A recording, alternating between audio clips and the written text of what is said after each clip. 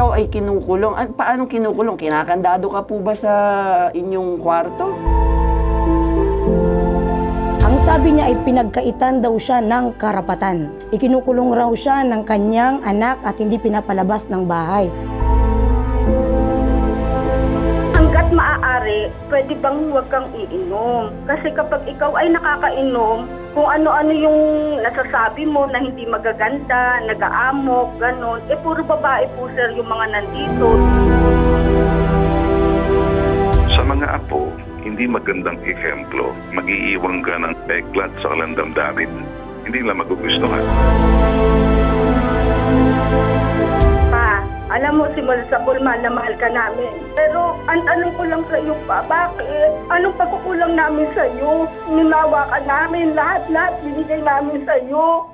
Makakasama po natin ngayon ng live sa ating studio si Tatay Charito Panero. Kamusta naman kayo, Tay? Okay lang. So, matanong ko, Tatay, ikaw ay kinukulong. Paano kinukulong? Kinakandado ka po ba sa inyong kwarto? Hindi naman sa kwarto, kundi di bahay. May yan, wala kang lalabasan doon. Yun ang kinakandado Yun yung kinakandado. So talagang araw-araw po, hindi ka nakakalabas ng bahay. Kumbaga dapat sa loob ka lang. Ano pong dahilan? Bakit kinakandado yung gate? Ayaw nila nung nabarik yata ko. Nabarik. Nabarik. Inom.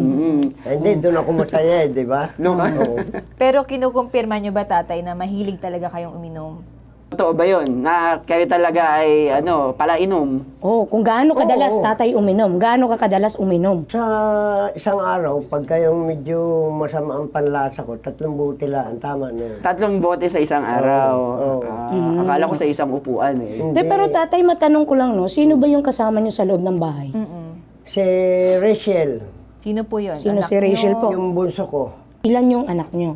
Bale, 4 yung naging anak namin. 4. At isa doon, si Rachel, yung nagkukulong po sa inyo, Oo. na sinasabi ninyo. Yes. Paano po ba kayo kinukulong, tay? Baka naman kasi concern lang sa inyo, kaya po hindi kayo pinalalabas. O baka madalas din po yung pag-inom ninyo. Kaya gusto ng anak mo kami naman yung kabanding mo, hindi lang yung puro tropa mo. Hindi kaya ganon, tay? Gusto ko kasi nung marami ko bang nakakahalubelong may yung mga nainom. Sige, Tatay. So, dahil nga itong problema mo bilang ama nga, no? So siguro mas maganda makausap din natin si Sir Ben Tulfo. Actually, nasa kabilang linya si Sir Ben para makausap ninyo hinggil sa problema nyo.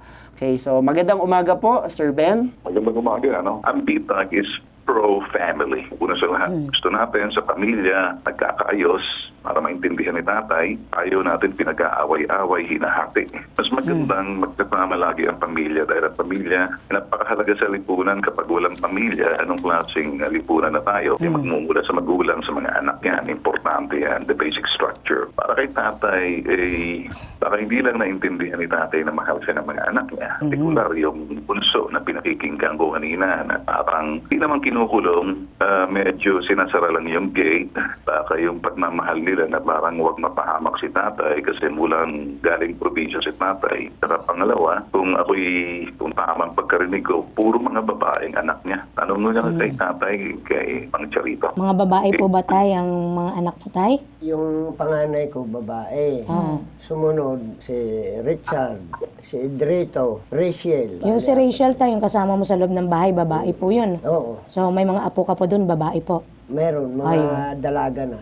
Mga dalagang apo, sir. Siguro para maintindihan ni tatay, yung pag-aalala ng kanyang anak na maaaring gusto ni tatay, yung malaya siya uminom. Wala namang masama ako umiinom. Pareho niyan sabi ni tatay, basta wag lang ilagay yung inom niya sa tiyan lang, wag sa ulo. Kasi pag medyo tinatamaan ang spirito ng alak, siguro baka iniisip ng mga anak niya, pag nasa labas ni si tatay, baka mapahamak. O di naman kaya kung ano mangyari, lalo na pag sa gabi or medyo pagsapit ng dilim, siguro nakikita ng mga anak, yung panganib, yun lang. Di kaya, tanong mo kay tatay, Ay, tatay, ganun kaya ang tingin sa'yo? Ay, mapanganib sa labas. Ayaw nilang habang lasing ka o nakainom ka, makursunadahan po kayo. Di kaya, tatay? Hindi naman kinukursunada ako yung mga tao. Gawan ng ako naman, pag nakakainom, mabait ako, maganda akong makisama. Okay, kung gano'n tayo, bakit hindi ka nalang bumili ng beer ba yan, ang iniinom mo sa loob ng bahay mo? Uminom ka lang sarili mo, huwag ka na maghanap ng kainuman mo. Kung talagang alak naman ang hinahanap mo, hindi mo na kailangan lumabas pa ng bahay. Sa loob na lang bahay, pwede ka nang uminom. Everybody happy, happy ka na rin. Happy rin mga anak mo, hindi naghahanap ng kainuman mo dyan. Pagkaalam ko, mukhang hindi ka naman talaga lokal sa lugar. Kaya tayo, so okay yun. Pwede rin namang gano'n, sa loob na lang ng bahay. Ayun, ba't hindi mo sabihin doon sa bunso na kapatid na anak nyo o di kayo sa mga anak nyo na para wag naman ako, malibang ako at nakikita nyo ako habang umiinom, total hindi ka naman nagwawala. Pag nakainom, masaya ka, siguro inom-inom ka, tapos nood ka ng TV, para masayahan yung mga anak mo at least hindi silang gaalala sa'yo. Kung sila ipapayag ng gano'n po, okay lang, walang problema sa akin. Sigurado papayag sila sa'yo kasi hindi ka una-una amak ka. Papayag sila kasi una, sa loob ka ng bahay. Pangalawa, hindi sila mag-aalala. Wala yung nag-iisip na baka ako nang mangyari. Alam mo naman tayo, sa lugar na kuminsan, pagsapit ng dilim, hindi tayo nakakasiguro na kukursunadahan at pag inukursunadang iba dyan. Hindi namimili kung matanda, bata, o anong kasarian. Mas maganda sa loob ka ng bahay. Kausapin mo lang siguro tayo itong mga anak mo, busong sa patid anak mo, para medyo safe. At least naman pangatag ng loob nila, nakikita ka. Lumaki yung mga bata na hindi ako kasama nila. Sabi nga nung ni Edrito, wag na ninyo ikang kuhanin si Papa. Total, lumaki tayo na hindi natin siya kasama. Pabayaan na natin siya. Sarap pakinggan, no? Ganun pa man, kahit yan, mukha ang sinabi mo, hindi ka lumaki sa kanila, pero nandoon pa rin ang pagmamahal. Pero nga iba dyan, pumupunta sa amin palibhasa, hindi lumaki sa kanyang anak niya, OFW. Sinasalawahan. O sa iyo, mahal ka. Hindi mo ba napapansin yung tay sa mga anak mo? Wala akong nararamdaman Ang nararamdaman mo dito, pero pag puno yung tiyan mo ng alak, nararamdaman pagmamahal nila. Pag medyo nakatoma ka, medyo ramdam mo ang pagmamahal nila. Pag kayo nga, ramdam ko naman. Pag nakainom ka. Pero hindi totoo yung nararamdaman ko sa kanila. Nagsasabi lang naman ako ng pawang katotohanan. Mahal mo ba mga anak mo? Oo naman, no? Higit pa ho sa buhay ko ang pagmamahal ko sa kanila. Nararamdaman mo bang pagmamahal ng mga anak mo pag-aalala sa'yo?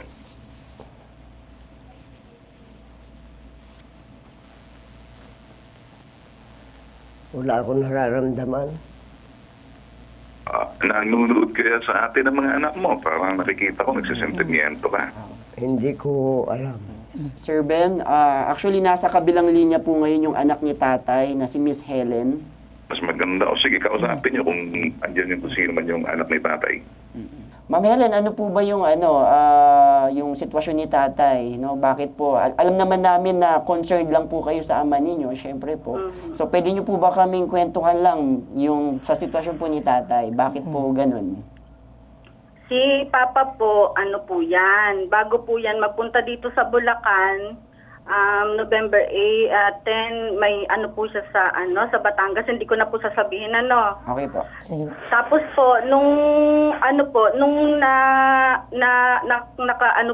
nakalabas po siya ng November 17, na pag-usapan po naming magkakapatid na pati po yung anak niya sa Batangas na dito muna si Papa sa amin kasi nga na si Papa diyan sa Batangas na na yung mga tao kasi nga nanggugulo nga ganito ganun po.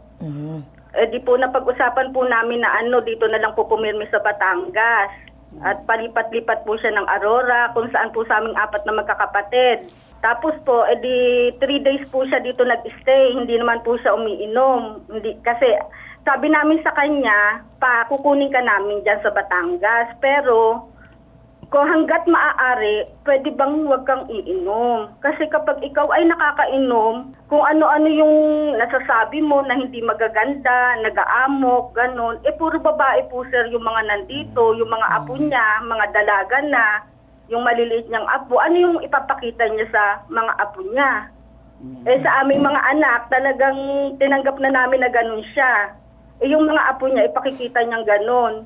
Kaya pinag-uusapan namin siya na huwag siyang iinom. Ma'am Helen, po. naiintindihan po namin, no? Tatay, Opo. yun naman pala yung rason. Hindi ka naman nila pinagkakaitan ng karapatan na gawin yung gusto mo. Pero kasi, ang sabi ni Ma'am Helen, puro bata, babae yung nasa bahay. At kung ikaw ay nakakainom daw, sinasanibang ka daw ng espiritu ng alak. At kung ano-ano yung nagagawa at nasasabi mo. Hindi naman. Wala namang ganun. Ako yung sadyang nagbibirulaan doon sa mga apo ko. Baka kasi tatay, hindi nyo na alam yung nagagawa or nasasabi nyo sa tuwing kayo ay nakakainom. Kaya hindi nyo alam kung ano yung Tama yung nangyayari. nasabi ko. Hindi pwedeng magkamali ako. Kasi sila, nakikita nila, yung mga bata, ayaw daw nakikita. No? Okay lang. Yung anak nyo naman po, tatay, si Ma'am Helen, concerned lang naman, hindi lang sa inyo, pati rin sa kanyang mga anak, sa mga bata. So, mahal ka ng anak mo. Huwag mong isipin na hindi ka niya, kumbaga pinagkakaitan ka ng karapatan na gawin yung mga gusto mo. So baka nagkakaroon lang kayo ng misunderstanding, kumbaga. Pa, alam mo, simula sa mahal na mahal ka namin. Pero, ang tanong ko lang sa iyo pa, bakit? Anong pagkukulang namin sa iyo? Lahat ginawa namin sa iyo. Ninawa ka namin, lahat binigay namin sa iyo. Hindi namin inintindi yung nakaraan. Basta ang tinitingnan namin yung ngayon kasi nga may edad ka na. Bakit naman tong tayo sa ganito pa?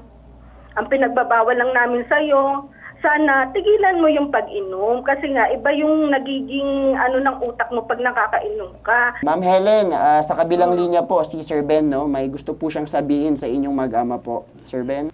May nabanggit ka kanina sa Batangas, yung kalalabas lang ba, ibig sabihin kalalaya lang? Opo, sir. Okay, sige, ganito na lang. Kasi iniintindi ko, binabasa ko yung mga sinasabi mo. Okay. Kung si tatay kalalabas lang at gusto niyang iiwas siya, pero parang sinasabi mo may hearing pa manggaganap. Opo. Alright. Ano po, panibagong hearing ito? Ano pa lang po yun, yung simula pa lang po nung nag-ano sa kanya, sir. Simulang hearing pa lang po, unang hearing. Okay. Unang hearing. Pero ang sinabi mong kalalabas lang, as in kalalaya lang. Opo, kasi Opo, ganun nga po, kalalaya lang. Okay, naintindihan ko na. Gusto kong bigyan kayo ng pribado. Naintindihan naman natin kung minsan kahit na matinong tao nagkakaproblema, no? Okay, ganito na lang, tay. Kakausapin ko si tatay. Mang Charito, kung tatanungin mo, dahil kami naman sanay dito sa bagay na to, siguraduhin muna natin kung saan ka kailangan, pag pinatawag ka, nandoon ka. Kasi kung nanonood sa atin dito, yung mga iba dyan sa Batangas, at sabi nga nang kalalabas mo lang, kung saan man yung kalalabas mo, kalalaya mo lang, kinakailangan nakikita ka dun sa lugar na yon, baka isipin nila, naglalayo ka, na ayaw mo nang, tumugon sa kanilang tawag, baka lalo kang makukompromiso. Baka lalo kang magkaroon ng problema.